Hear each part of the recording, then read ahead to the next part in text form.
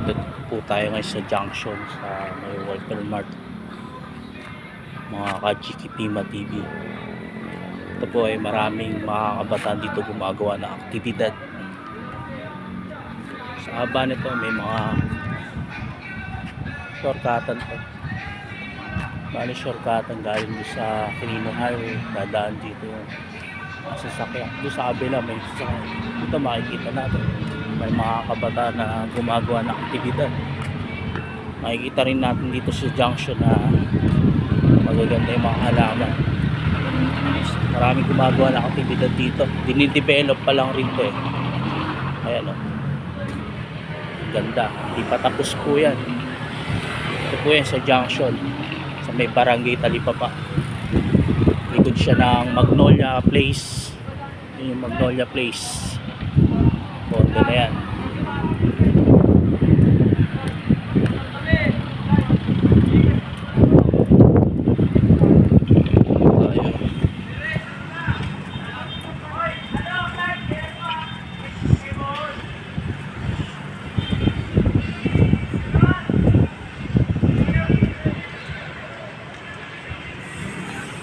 Yan, makikita po natin mga kabataan.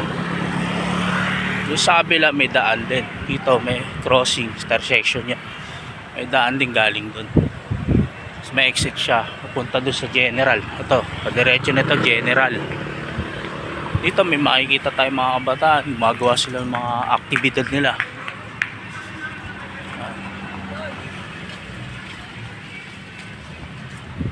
Para rin siyang circle.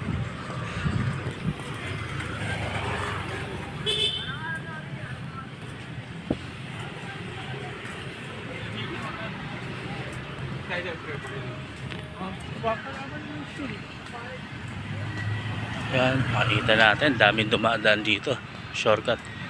Ito ay para ano sa magandang place to eh. Oh.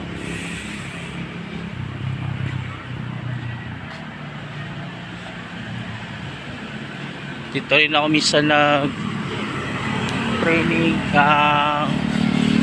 martial arts dito rin. Marami aktibidad na pwedeng gawin dito sa lawak nito. Parang nga siyang golf po. Ang luwang ko. Kita nyo. Ba't? Ano?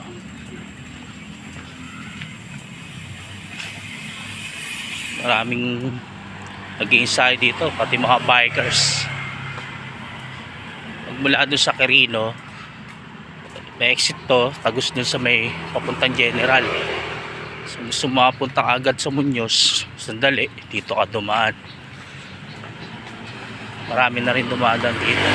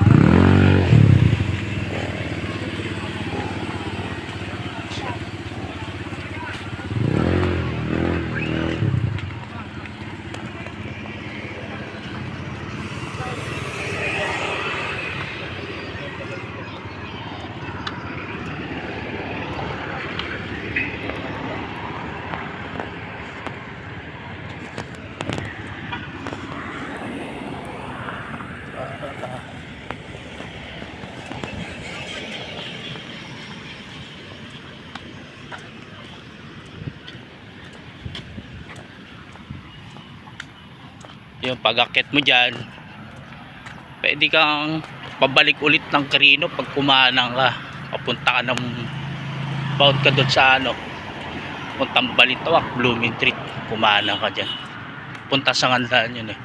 Pero kung papunta kang Trinoma, pwede ka dito sa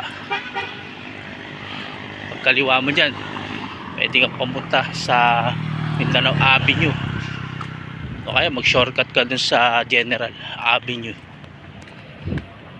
Yan. Ito lang po yan sa junction. Saan naman dito may dinidevelop pa rito. Ito may condo rito, marami pa sigurong bakante dyan. Makita natin ang lawak nitong junction. Yan. Yan.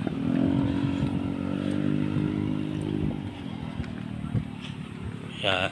Basta pagpakit mo dyan, diretso na yan sa ano, sa Tandang Sora. So yung mga GK Pima TV, watch nyo lang po itong channel natin. Susunod tayo mag-upload pa tayo ng kakaiba.